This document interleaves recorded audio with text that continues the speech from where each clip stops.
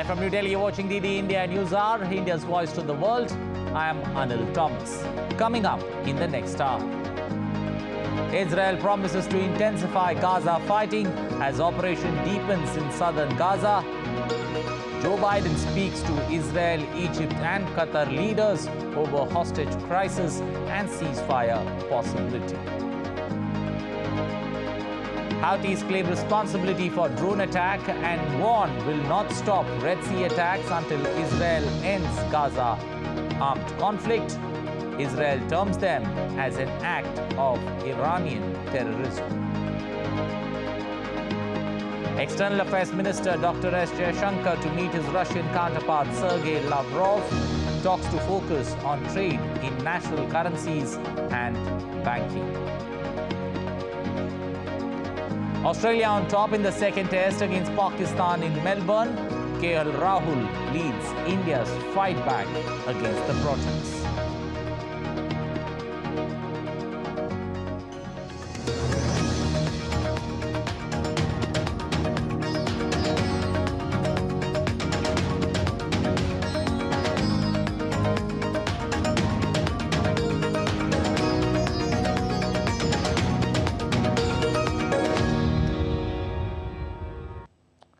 US President Joe Biden spoke to Israeli Prime Minister Benjamin Netanyahu and the leaders of Qatar and Egypt on Wednesday in the aftermath of a deal to secure the release of dozens of hostages held by Hamas.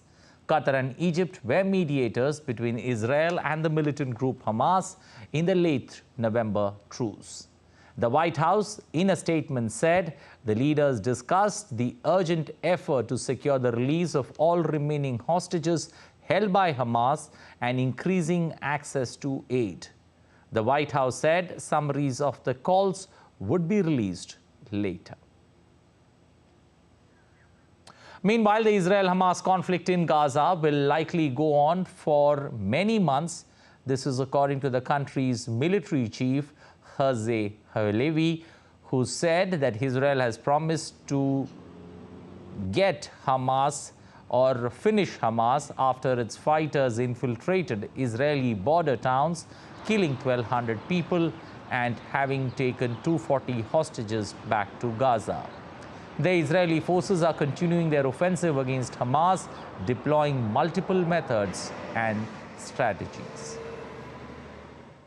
There are no magic solutions. There are no shortcuts in dismantling a terrorist organization. Only determined and persistent fighting will work, and we are very, very determined. We will reach Hamas's leadership too, whether it takes a week or if it takes months. The United Nations has assigned Sigrid Kaag as the humanitarian coordinator. Her appointment follows last week's UN Security Council resolution calling for more aid to enter the Palestinian enclave. William Denslow has more from New York, where the UN is headquartered. As well as serving as Finance Minister and Deputy Prime Minister in the Netherlands, Sigrid Kaag has also performed a number of UN duties in the past, including Special Coordinator for Lebanon.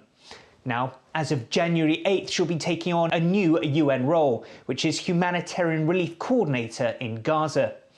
The United Nations describes her responsibilities, including her work to facilitate, coordinate, monitor and verify humanitarian relief consignments for Gaza. This is part of a UN Security Council resolution that was passed last week that calls for the urgent steps to be taken to immediately allow the safe, unhindered and expanded humanitarian access in Gaza. The resolution took days of diplomatic wranglings for Council members to find enough consensus to pass it. But critics say it's been watered down and diluted too much, no longer calling for an immediate humanitarian ceasefire. UN aid agencies warn that the healthcare system in Gaza is on the brink of collapse, and other aid officials on the ground warn that a quarter of the population in the Palestinian enclave are facing catastrophic levels of hunger. Recently, UN Secretary-General Antonio Guterres says that a ceasefire is the only way to end the nightmare people in Gaza are currently going through. William Denslow in New York, reporting for DD India. Well, Israeli agency has reported that on Tuesday, 83 humanitarian aid trucks and 7 ambulances were inspected at the Nitzana checkpoint and transferred to Gaza via the Rafah crossing from Egypt. At the request of the UN, the Kerem Shalom border crossing was closed for inspection of 8 trucks due to logistic constraints on the Gazan side of the crossing. Earlier, Israeli agency Cognitive Abilities Test reported that 218 trucks loaded with humanitarian aid for the people of Gaza were inspected and transferred to the Gaza Strip on Monday. The crisis unfolding in the Red Sea, coupled with the Panama Canal route, is a cause of growing concern for global trade. The current fighting has seen a sharp rise in oil prices with over a 2% surge. DD India's Mihir Makuri explores what could be the reasons for the rising tensions in the Red Sea. Amidst the ongoing Israel-Hamas conflict, Yemen's Iran-backed Houthi rebels have again stepped up their Red Sea attacks, threatening to target all ships heading to Israel and warning shipping companies against dealing with Israeli ports in solidarity with Gazans. Houthis claimed responsibility for Tuesday's missile attack on a container ship in the Red Sea. The Yemeni armed forces confirmed the continuation of their operations in the Red Sea and the Arabian Sea against Israeli ships or those heading to the ports of occupied Palestine until the food and medicine needed by the Gaza Strip are brought in. However, the Mediterranean shipping company said there were no injuries to its crew from the attack on its ship, the United 8, en route from Saudi Arabia to Pakistan. Israel has referred to the Houthi attacks on ships at sea as an act of Iranian terrorism. The attacks at sea on ships which have no Israeli link is an act of Iranian terrorism carried out by the Houthis, and this is a global problem.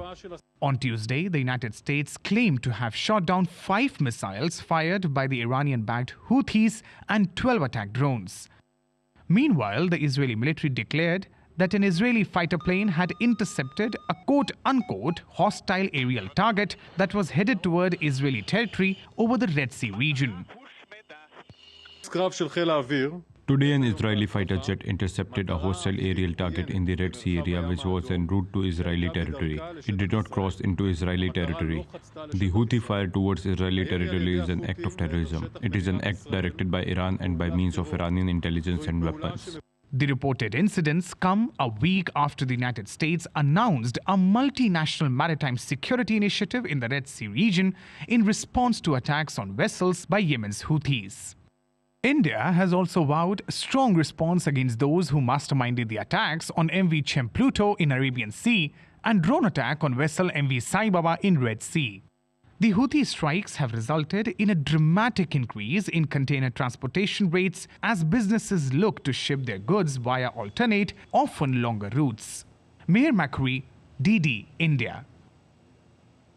Well, Iran has meanwhile warned that Israel will pay the price for the assassination of Islamic Revolution Guard Corps veteran commander Sayyid Razi Mousavi in Syria. The IRGC announced on Monday that Mousavi, serving as a military advisor, was killed in an Israeli missile attack in the Syrian capital of Damascus. Mousavi was responsible for backing up the resistance front in Syria and was one of the comrades of the late Iranian commander Qasim Soleimani, who was assassinated in a drone strike near the Baghdad International Airport in January 2020. Iran's defense ministry on Tuesday also promised response, calling the act a terrorist crime. The Russia-Ukraine crisis is now into day 672 of armed conflict. Deadly strikes between Russia and Ukraine continue as counter-offensive operations intensify. At least one was killed in Russia's latest drone attack on Wednesday. Let's take a look at this report.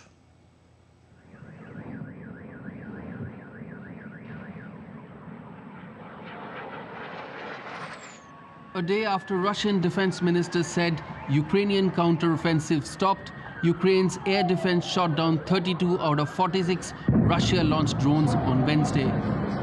Ukrainian President Volodymyr Zelensky also confirmed the attack and said that the number of casualties are still being ascertained. There was a Russian strike on the Kherson railway station. There was an evacuation train. All services are now on site. The number of dead and injured is being established. There were many civilians there. Earlier on Tuesday, Ukraine attacked the Crimean port of Fedosia, damaging a large Russian landing ship, killing one person and injuring two others. A big assault carrier was destroyed, and it became a part of a fleet to which Moskva missile cruiser belongs. Kyiv, which had used cruise missiles in the attack, did not specify its kinds, as both Britain and France have supplied Ukraine with such missiles. While Russia has hinted that it may try to seize more Ukrainian territory along the Black Sea coast, as Putin earlier this month said that Odessa, the headquarters of Ukraine's own navy, was a Russian city. India's External Affairs Minister Dr. S. Jaishankar will hold talks with his Russian counterpart Sergei Lavrov in Moscow today. Jaishankar was on a 5-day visit to Russia, met Russia's Deputy Prime Minister Denis Manturov on Tuesday for a comprehensive and constructive discussion of the two nations' bilateral economic relations. But for more of the story, we've got DD India's correspondent Dasha Chernushova joining us live from Moscow. Dasha, good afternoon. Jaishankar-Lavrov meet in Moscow. What do we expect? What's on the table?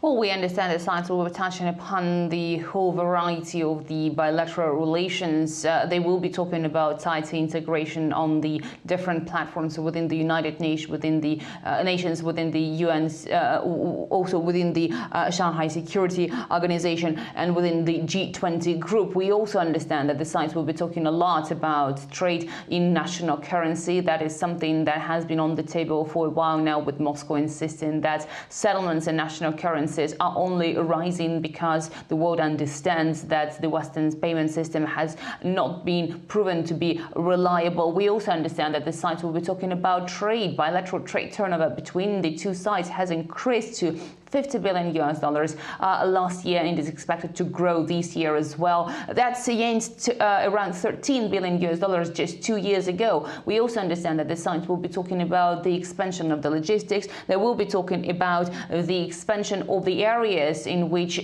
they do conduct their trade. So a whole host of issues is expected to be touched upon when the two foreign ministers do meet. You know, also, will the BRICS and the Middle East crisis be on the table when the two foreign ministers meet?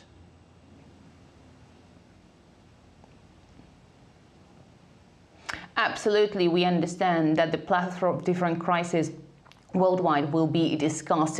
First of all, of course, the crisis in Gaza. We understand that the sides do want to find the solution to the ongoing tensions. They do want to stop the killing of the civilians. We also understand that the crisis, the conflict in Ukraine will be on the table, with Russia presenting once again its position with regards to what is happening in Ukraine, with what Moscow calls its special military operation. And speaking of BRICS, as we understand from the Russian Foreign Ministry, the sides will be talking about the support that India and Russia are ready to provide to the countries that want to seek multilateralism and that want to seek multipolar world order, so that the countries in the global south are not afraid to seek economic sovereignty. So absolutely, we are going to see the coordination of efforts on different angles and different areas of the bilateral relationship.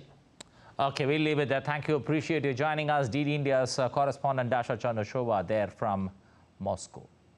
Still to come on DD India News Hour.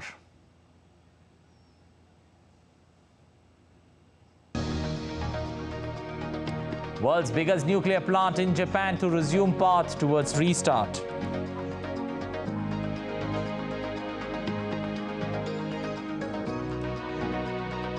Mexico migrant caravan advanced to the north as US officials head to Mexico.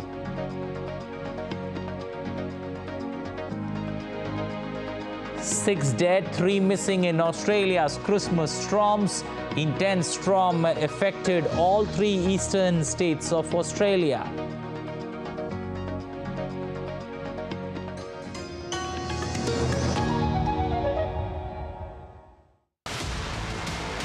India's huge leaps towards becoming self-reliant in defense sector. Policy changes enabling increased involvement of private sector. From humanitarian assistance to rescue operations. Increased synergy among armed forces through joint military exercises. Watch Echoes 2023, India's defenders at these times only on DD India.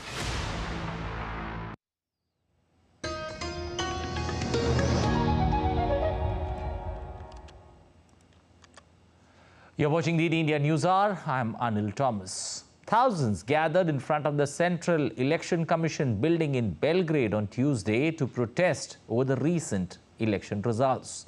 The opposition Serbia Against Violence Alliance, which is second in the general election earlier this month, has accused the ruling Serbian Progressive Party, that's SPP, of widespread vote fraud. Serbia Against Violence has been organizing daily protests over the results in front of the Election Commission.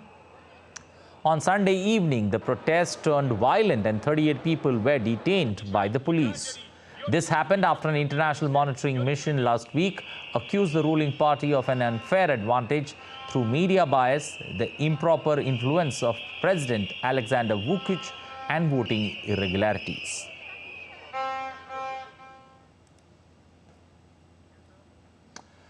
Marijanka Tepic, a leading figure in Serbia's main opposition party, promised on Tuesday to continue on with a hunger strike to protest against election fraud, despite a deterioration in her health after 9 days without food. She was placed on twice daily intravenous drips following a deterioration in her health on Monday. Tepic accused authorities of including dead people on voter list and also getting voters from Bosnia and Kosovo. The Chinese government on Wednesday threatened to place further trade sanctions on Taiwan in a further escalation of the war of words as Taiwan's presidential and parliamentary elections, which are scheduled on Jan 13th, approach closer.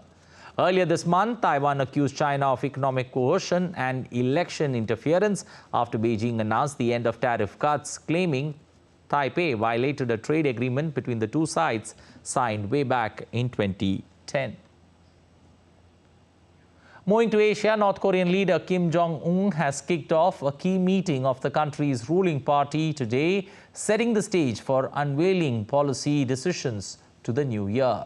The 9th plenary meeting of the 8th Central Committee of the Workers' Party of Korea wraps up a year during which the isolated country enshrined nuclear policy in its constitution, successfully launched a spy satellite and fired a new intercontinental ballistic missile. The days-long assembly of the party and government officials has been used in recent years to make key policy announcements.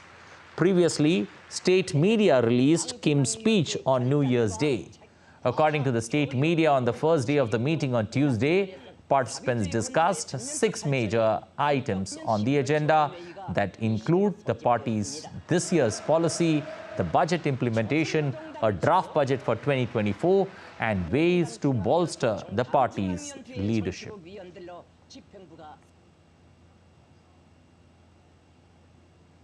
South Korea, meanwhile, has imposed sanctions on 8 North Koreans linked to nuclear and missile development through arms trade, cyber attacks, and other illicit activities.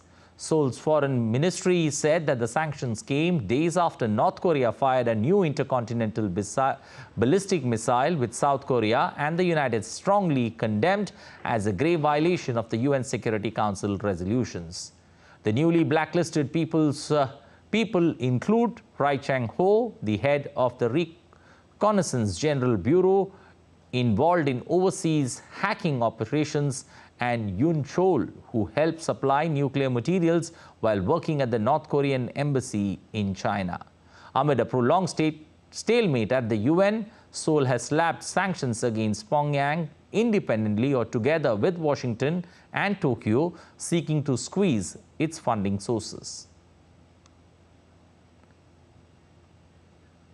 Japan's Nuclear Regulatory Authority on Wednesday decided to lift its de facto ban on operations at Tokyo's electric power company holdings, that is Kashiwazaki Kariwa nuclear power plant, as early as December 27th.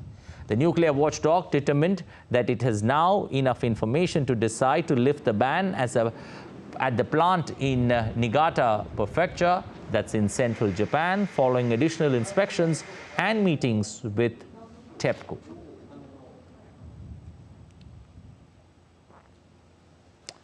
President Tomaki Kapwawa, the NRA, instructed its secretariat to start procedures for lifting the ban imposed for a series of flaws in the plant's anti-terrorism measures. DD India's Patrick Falk has more from Singapore. As recently as May, Japan's Nuclear Regulation Authority had decided against lifting this de facto ban. It's actually a ban on the movement of fuel because of various concerns about anti-terrorism measures and measures to prevent unauthorized access to restricted areas. But those concerns appear to have been addressed now. There have been a series of inspections since then. There have also been a series of meetings with Tokyo Electric Power's president. So this decision to lift the ban as early as today paves the way for operations to restart and for the plant to get back online. And this is important not just for TEPCO, but also for Japanese households and consumers because of rising energy inflation. It was in June, as a matter of fact, that TEPCO applied for and was granted permission to raise energy tariffs by 14%. But this restarting of the nuclear plant will mean that it can rely less on more expensive thermal energy. So it's important, as I say, for Japanese households and also for Japan's efforts towards decarbonisation. TEPCO is not actually restarting the plant right away. Apart from anything else, it still needs to apply for permission from local government authorities as well. In addition to that, TEPCO's president said, you know, this is really a matter of building trust among the people, and there has been a big emphasis not just on addressing those security measures, but also on convincing the public that, you know, there are constant improvements to security measures being made as well, and to continually build confidence. Importantly, the Kashiwazaki Kariwa plant was not impacted by the 2011 Fukushima disaster, but it was closed in the aftermath of that, along with all nuclear plants in Japan. It was impacted in 2007, as a matter of fact, by an earthquake which caused damage to the plant. So this is part of a long process, if you like, towards Japan restarting nuclear energy operations. Well, U.S. Secretary of State Antony Blinken and along with another top official will visit Mexico today to meet with Russian President Andres Manuel Lopez Obrador amidst the migrant crisis. Thousands of migrants and asylum seekers continue to meanwhile move slowly towards the north across the southern Mexican state of Chiapas in a caravan hoping to reach the U.S. border. Mexican National Guard monitored migrants from Honduras and other Latin American and Caribbean countries, stopping occasionally for rest and prayer. The local authorities estimated that the average number of people per day was around 8,000. Earlier, U.S. President Joe Biden spoke with the Mexican counterpart by telephone on Thursday, during which the two leaders said that more enforcement was needed at their shared frontier. Shifting focus to Africa, where a group of opposition candidates in the Democratic Republic of Congo have rejected the outcome of last week's elections and called for a protest to denounce the vote. Partial results released on Monday show that the incumbent president, Felix Tshisekedi, has a clear lead. The elections in the Central African country were marred by widespread irregularities last Wednesday. DD India's correspondent Chris Okoringa has more from Kinshasa. 5 opposition candidates in the Democratic Republic of Congo's presidential elections called for the protest in the capital, Kinshasa. They want the elections cancelled in a rerun organized by a new team of electoral officials. The DRC government has not granted the opposition candidates permission to hold the protest, but they said it's within their constitutional right. The candidates include leading opposition figures like Martin Fayulu and Denis Mukwege. They described last Wednesday's elections as a sham. The vote was marred by delays, faulty machines, and missing names on the voters' list. Authorities had to extend the voting process to Thursday. The DRC's Electoral Commission has released partial results showing the incumbent President Felix Tshisekedi with a clear lead.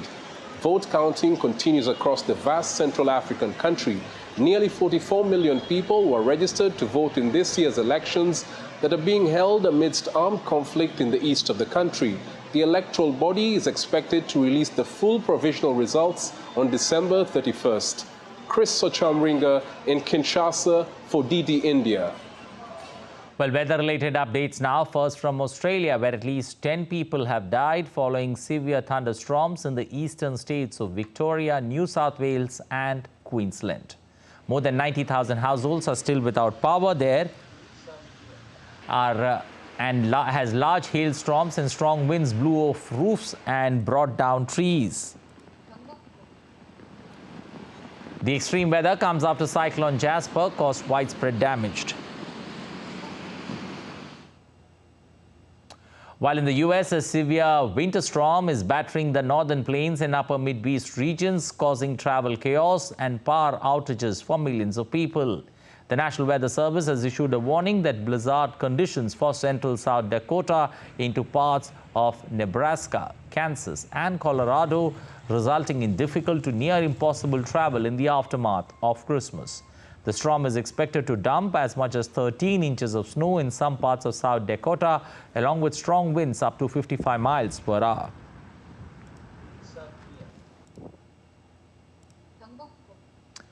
Toxic smoke engulfed Bangladesh's capital Dhaka on Wednesday as residents grapple with air pollution. Smog, which is a combination of fog and pollution, was visible in the early morning hours but later improved slightly over the day.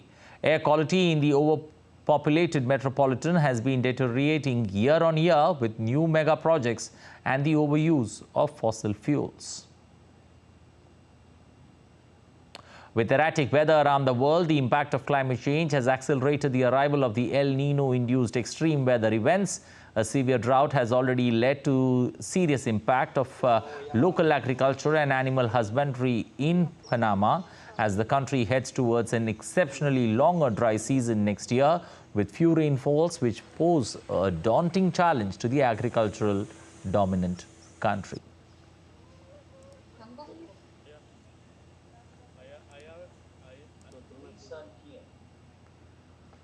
Let's take a look at some other stories making news around the world.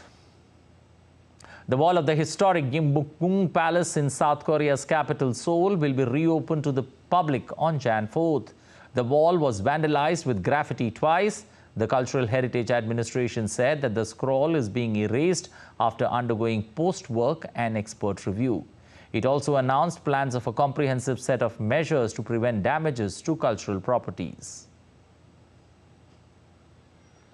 Fencing is becoming a ray of hope for young people in Nairobi's Eastland estate.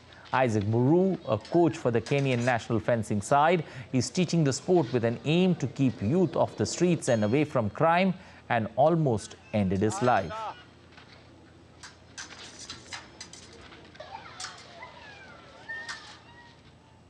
Da Lat city of Vietnam's Lam Dong province is celebrating its 130th anniversary of establishment. The streets are adorned with flowers to warmly welcome tourists. Da Lat city is expected to welcome more than 4 lakh tourists. Still to come on DD India News Hour. Defence Minister Rajnath Singh arrives in Jammu on a day-long visit to review the security situation.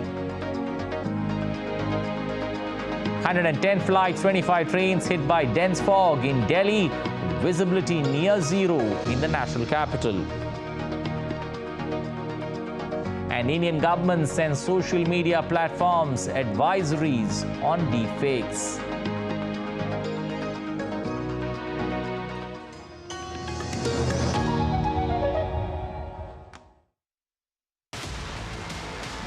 India's huge leaps towards becoming self-reliant in defense sector.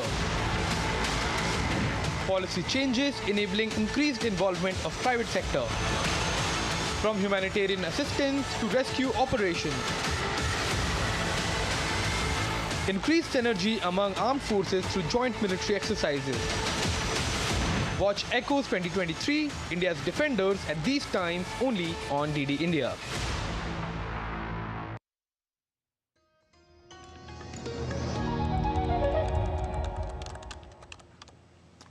You're watching DD India News Hour. I'm Anil Thomas. A quick recap of the headlines.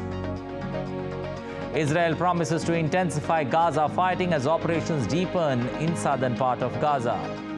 Biden speaks to Israel, Egypt and Qatar leaders over hostage crisis and ceasefire possibility.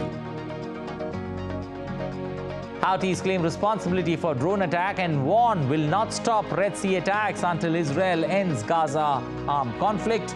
Israel terms them as an act of Iranian terrorism.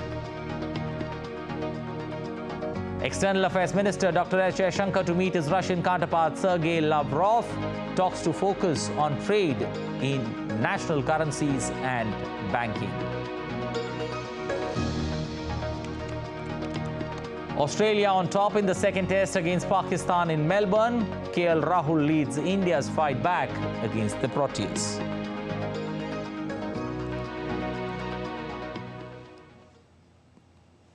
Well, in the alleged blast near the Israeli embassy in the Indian national capital, central agencies including NIA officials have reached the site and started investigations. Forensic teams and dog squads of the National Security Guard are also on the spot and an investigation is underway. Meanwhile, the Delhi police has beefed up security around the Israeli embassy and they're checking all CCTV cameras installed there. As per the police, 2 youths were caught on camera walking on the road close to the spot shortly before the explosion on Tuesday. An explosion occurred near the embassy. Officials say no one was injured in the incident.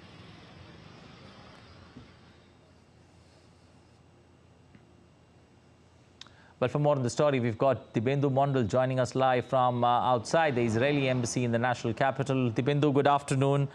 Dibendu, give us a sense of the NIA, along with other security agencies on the ground there, investigating that matter. Is there an update, especially when it comes to investigations, one? And what's the situation inside the embassy when it comes to, the staff inside who faced that particular, moment, especially when that, incident took place? Well, Anil, good afternoon. Firstly, I will show you what exactly is happening outside the Israeli embassy and where exactly the blast had taken place. I'll ask my camera person to zoom in and I'll step out to show you that there is a heavy deployment of police personnel currently outside the embassy here. This is exactly the backside of the embassy where the blast had taken place. It is being said that materials of evidence have been found near the bush where currently officials from both the Delhi police as well as the National Investigating Agency, which is the NIA, are currently collecting evidences. We are also given to understand and see here that a forensic team of the Delhi police have also arrived at the spot and is currently collecting evidences from the blast site. The Delhi police, of course, has cordoned off this entire area. The CCTV footage along this entire route is being scanned and monitored by the Delhi police currently, and what we are given to understand that at least 2 suspects that were roaming around at this place at about 5 in the evening, last evening, have been nabbed and they will be questioned as to what they were doing at this place around the same time when the blast took place. Also, the security guard, this place is actually located just nearby to the Central Hindi Training Institute, and the guard have said that at around 5-8 p.m. last evening, he heard a loud sound and smoke billowing out from the bushes where the alleged blast had taken place. But however, the intensity of the blast, of course, was was very low, and I mean, it has caused no injury and harm to anybody at the embassy or near the embassy. Also, just a while back, the security, the deputy director of security at the Israel embassy was here and talking to senior officials of the Delhi police who are currently at the ground and taking stock of the investigation. But however, we are yet to hear officially from the Delhi police as to under what sections an FIR would be lodged and further investigation be carried out, and whether the entire investigation will be handed over to the NIA is not certain yet. Of course, after all the evidences is collected and analyzed, the Delhi police would be giving out a statement as to what they have found. Let me tell you that a letter has been discovered by the Delhi police officials here, and which the letter says that it was an abusive letter, is what the Delhi police have said, whereas a threat has been issued to the embassy officials. However, embassy officials are confident that the government of India will be taking care of them, and the MEA have also spoken to the ambassador of Israel here in India. Okay, we'll leave it there. You take good care of yourself. We'll come back to you for more updates on that story, especially in the Delhi weather that's prevailing outside. India's Defence Minister Rajnath Singh is in the Union Territory of Jammu and Kashmir on a day-long visit, especially to review the security situation on the ground. On his arrival, the Defence Minister, accompanied by the Lieutenant Governor of Jammu and Kashmir, Manoj Sinha, they reviewed the situation on the ground. They reviewed the situation on the ground, rather, in the Rajouri-Poonch sector. Rajnath Singh's visit comes after Army Chief Manoj Pandey toured Poonch, including the site of the terror attack at Dera Ki Gali, in which 4 brave hearts lost their lives and 2 others were injured, followed by the mysterious death of 3 civilians. Amid the recent increase in attacks on its troops, the Indian Army is planning to increase the number of troops in the Poonch Rajouri district. The Poonch Rajouri sector, rather, to curb the activities of the Pakistani terrorists there. Interacting with the troops in Rajouri, Defence Minister said that here they should put an end to terrorism in Jammu and Kashmir. जो हमारे सैनिक घायल हुए हैं, उनके शीघ्र स्वस्थ होने की भी मैं ईश्वर से कामना करता हूं।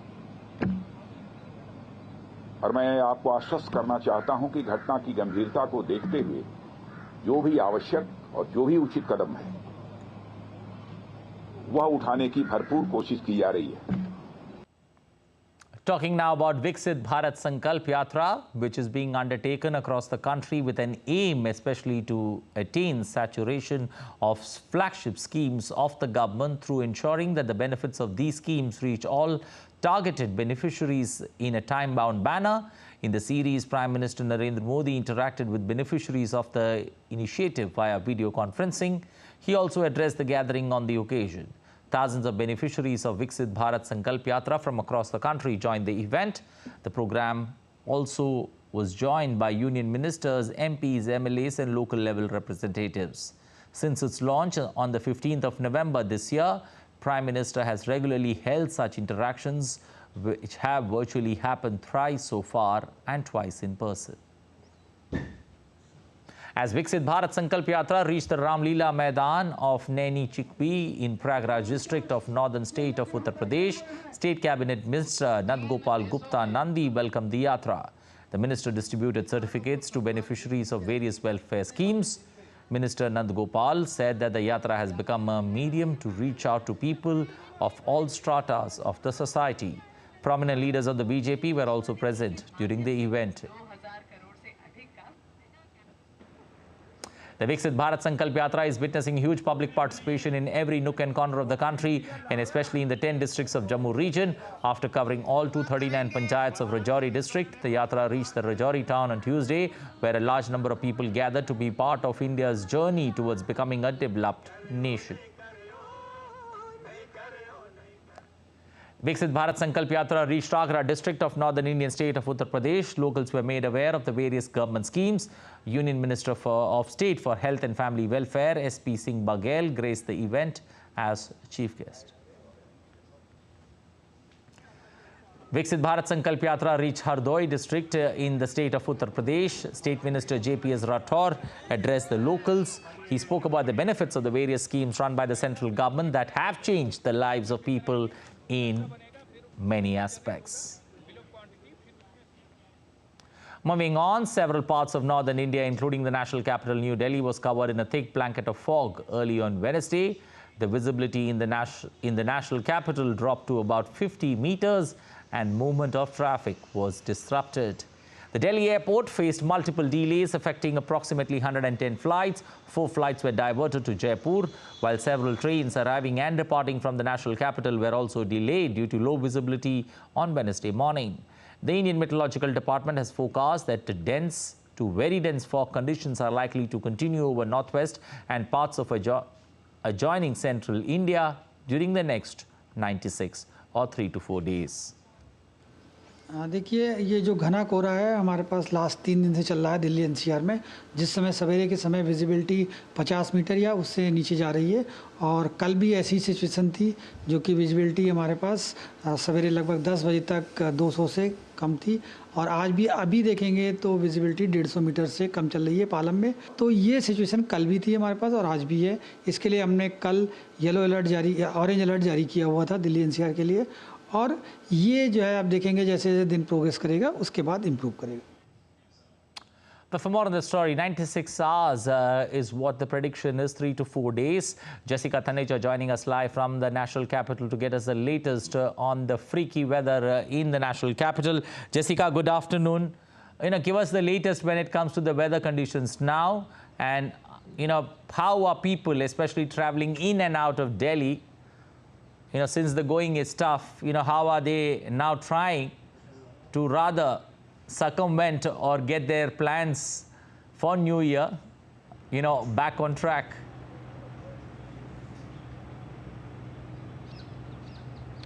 Well, this time around, as it is slightly unexpected, a huge dense fog had covered Delhi early morning. As you pointed out, nearly 50 meters of visibility or less in a few parts.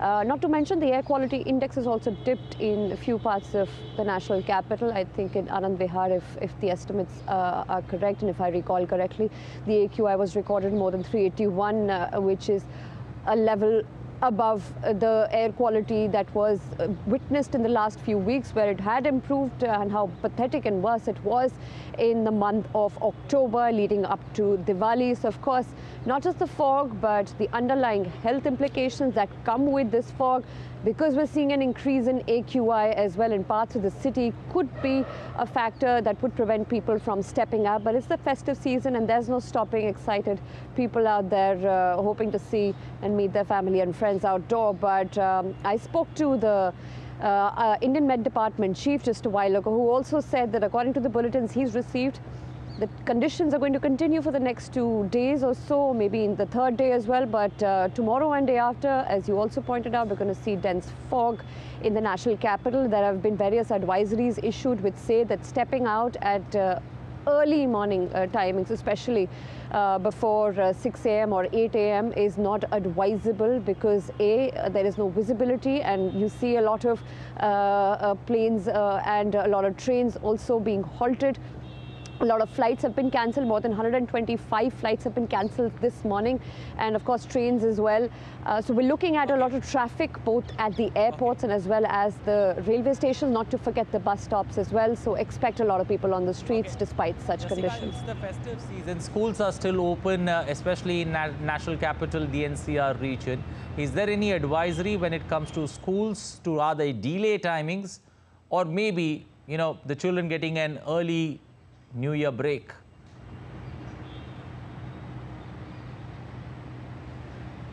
Well, that could be a possibility given the conditions on the road. As I pointed out earlier, parts of New Delhi are seeing visibility as low as 50 meters. Of Of course, children then taking the buses and reaching school could be problematic, and for parents as well this early morning. And it has become cold in New Delhi over the last few days, and there have been reports of COVID-19 cases also that are being reported, though sporadic, not a major concern. But all of these issues combined will certainly make the authorities take relevant decisions given the current of times we're living in. Nothing expected so far. The children, I think, would continue to go to school, but we can expect if the weather conditions worsen, there could be a different notification altogether. Okay, Jessica, you take good care of yourself. You're outside there. Thank you. Appreciate you joining us this afternoon. Let's take a look at some other stories making news. The Enforcement Directorate has made some striking claims regarding Robert Vadra, the son-in-law of former Congress President Sonia Gandhi. It claimed that Robert renovated and stayed at a London property which was acquired from proceeds of crime in a money laundering case linked to middleman Sanjay Bhandari. ED registered a case against Bhandari, and efforts are being made to bring him back to India from UK. India has reported 4,093 active COVID cases in the country. 529 new cases being registered in the last 24 hours, with 3 deaths recorded, including 2 from the southern Indian state of Karnataka and 1 from the western Indian state of Gujarat. A total of 109 JN1 COVID variant cases are being reported in the country till 26th of December. An IED was recovered and destroyed by the Chinar Corps and Jammu and Kashmir police there on the Srinagar-Baramulla highway in the northern Indian state. In Jammu and Kashmir, traffic has been resumed on the national highway.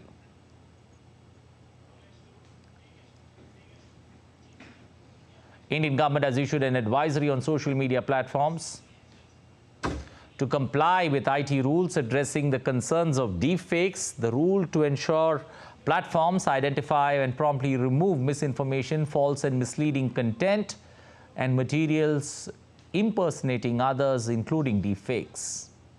The government has issued a warning: either take it down or get ready to face some action.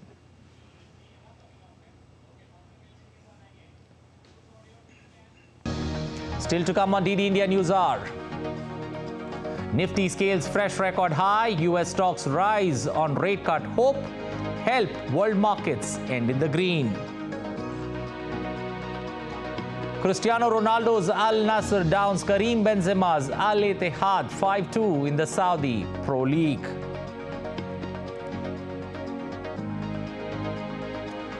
Young minds at India's Prime Minister's office for Christmas.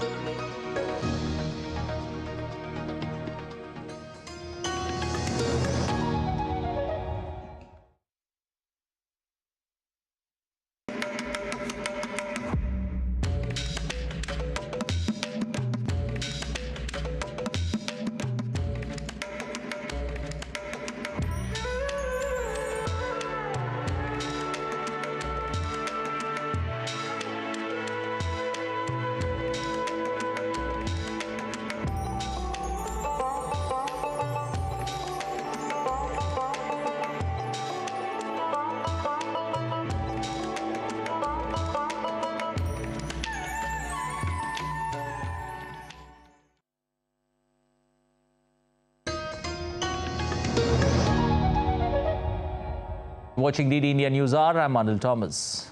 Now, time to take a look at the stock markets. In Asia, stocks went up on Wednesday, buoyed by the year-end expectations. In India, shares advanced, tracking gains in Asia and driven by optimism that the Federal Reserve could begin cutting interest rates early next year. The Sensex jumped over 500 points in early morning trade. Nifty 50 hitting its fresh record high of over 21,600 points during the trading session in the morning. Japan's Nikkei climbed 1.2%, while Hong Kong's Hang Seng Index advanced 0.9%. As India's economy is on the rise, as per the data released by the Reserve Bank of India on Tuesday, India's current account deficit declined to 1% of the gross domestic product, that's GDP, in the second quarter, down from 1.1% in the preceding quarter and 3.8% a year ago. The current account deficit decreased to $8.3 billion in the September quarter of 2023 against a deficit of $9.2 billion in the preceding 3 months. The decline is largely due to a narrowing of the merchandise trade deficit and the growth in services exports. Over 114,000 startups have been recognized by the Indian government so far, which has created over 1.2 million jobs. In its annual review on Tuesday, the Commerce Ministry said that an average of 11 jobs were created by each recognized startup under the Startup India program. The Indian government has implemented several programs over the years under the Startup India initiative to support entrepreneurs, building a robust startup ecosystem and also transforming India into a country of job creators rather than job seekers. You're watching DD India News Hour. Time now for all sports updates. I've got Siddharth waiting by to get us all the latest from the world of sports. Siddharth, what do you have? Well, we have a lot more in the world of sport. Let's get started, Anil. India was bundled out for 245 runs against South Africa after KL Rahul slammed a century on the second day of the first test match in Centurion on Wednesday. Rahul scored 101 runs after the rain delayed the start of the play. On day one, India scored 208 for the loss of 8 wickets in 59 overs as the play was called off early due to rain. Batter KL Rahul held fort from one end to stage India's comeback after the visitors were reduced to 121 for the loss of 6 wickets at one stage. Kagiso Rabada took 5 wickets, Nandre Berger grabbed 2, while Macro Janssen snared 1 batsman to put India in a quandary. Shardul Thakur played a cameo of 24 runs. Virat Kohli and Shreyas Iyer contributed 38 and 31 runs respectively. On to now to the ongoing Boxing Day Test match between Australia and Pakistan at Melbourne. After putting a total of 318 runs on the board in the first innings of the first test against Pakistan, Australia did phenomenally well with the ball on day 2. Skipper Pat Cummins led the charge with the ball, bagging 3 wickets, while Josh Hazlewood grabbed 2 to have Pakistan 124 runs shy of Australia's first innings score at stumps on day 2. Mohammad Rizwan, unbeaten on 29, will be key to Pakistan's bid of reducing the deficit on day 3. Earlier, Marnus Labuschagne smashed 63, while Mitchell Marsh scored 41 to propel Australia to a decent score of 318 runs for Pakistan. Amir Jamal took 3 wickets, while Shaheen Shah Afridi took 2 wickets. Earlier, Australia's dynamic opener David Warner surpassed the legendary Steve Waugh to become Australia's second highest run scorer in international cricket. This monumental achievement came during day 1 in the first innings. He scored a steady 38 in 83 balls. Now in 371 international appearances, Warner has just 18,515 runs at an average of 42.56, breaking the record.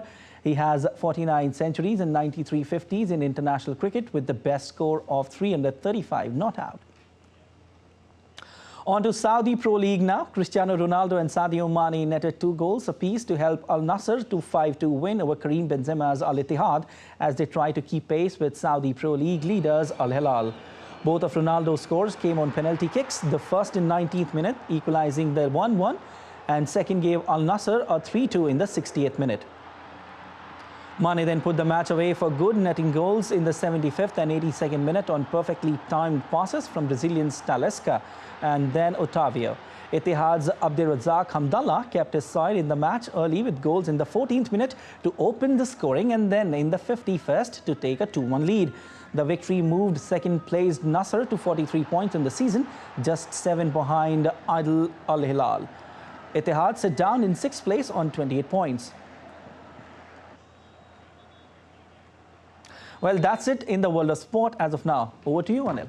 Thank you.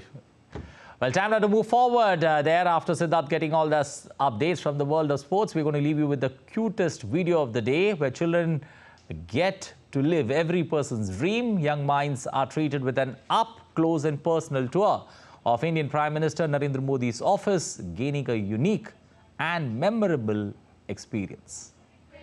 We wish you a Merry Christmas. We wish you a Merry Christmas and a Happy New Year. I've visited PM House. I've seen it. So my team will show you.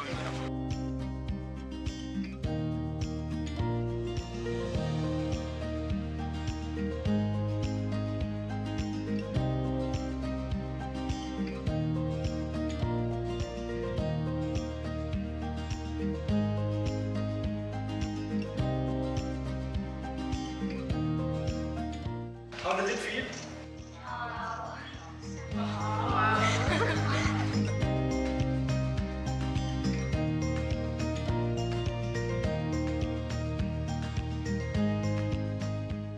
Does anybody want to become the Prime Minister after visiting this office? I want to become the Prime Minister.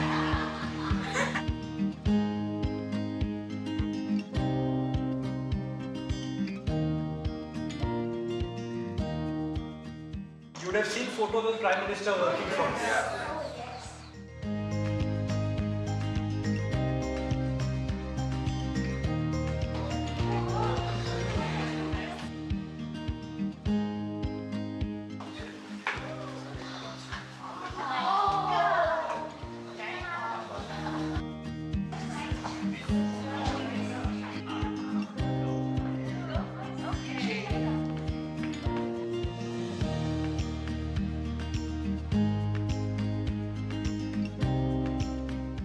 This is where the Prime Minister sits, and this is where he holds most of the important meetings.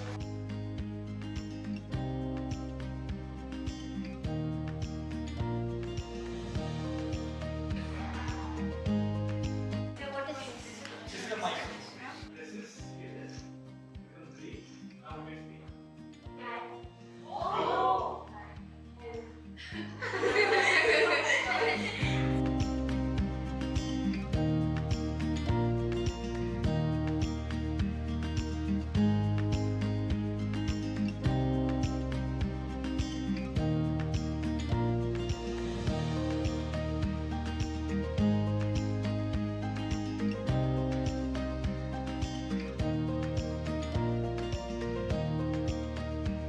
This is the cabinet room. You can see all the names of ministers.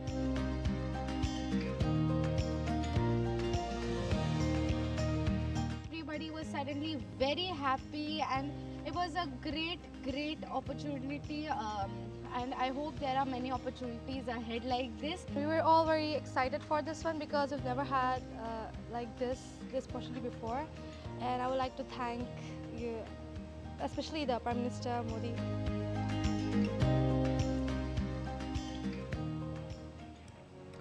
Prime Minister hosting a Christmas treat for the children and a dream come true for every kid who got an opportunity to visit the Prime Minister's office.